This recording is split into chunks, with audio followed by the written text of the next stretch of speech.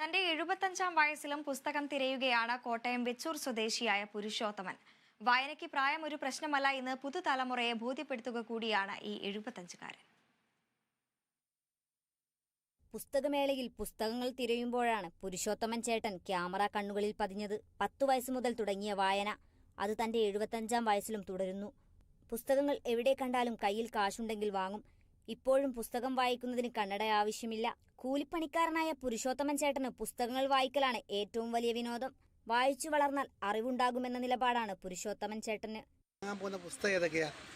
വാങ്ങാൻ പോകുന്നത് സന്തോഷ് ഇച്ചിക്കാനത്തിൻ്റെ ബിരിയാണി, പിന്നെ കേശവൻ്റെ കേരള ചരിത്രം, ശ്രീധരൻ. അപ്പൊ ഇത് വാങ്ങാനുള്ള കാരണം ഇത് എൻ്റെ മനസ്സിൽ ഇങ്ങനെ ഓരോ പുസ്തകത്തെക്കുറിച്ച് ഞാനിങ്ങനെ കേൾക്കാറുണ്ട്, അതിനെക്കുറിച്ച് അറിയാറുണ്ട്, പലരും ഇങ്ങനെ പറയാറുണ്ട്. അതുകൊണ്ട് എങ്ങനെയാണ് പുസ്തകം വായിക്കുന്നത്? പുസ്തകം വായിച്ചെങ്കിൽ മാത്രമേ പുതിയ തലമുറ വളർന്നു വരൂ. മറ്റ് അതിൻ്റെ പുറത്ത് വേറെ എന്തെല്ലാം ചെയ്താലും പുതിയ തലമുറയ്ക്ക് ശാസ്ത്രബോധത്തോടൊരു വളരാൻ പറ്റുക, അല്ലാത്തൊരു വളർച്ചയാണ്. മറ്റ് ജീവിവർഗങ്ങളും സസ്യങ്ങളൊക്കെ വളർന്നേ ഉള്ളൂ. ഗുണപരമായൊരു മേന്മയുണ്ടാകും. പുതിയ തലമുറയോട് വായിച്ചു വളരാൻ ഉപദേശം നൽകുകയാണ് 75-കാരനായ പുരുഷോത്തമൻ. ഭാര്യയും 2 മക്കളും അടങ്ങുന്നതാണ് പുരുഷോത്തമന്റെ കുടുംബം. Kerala vision news, Kottayam.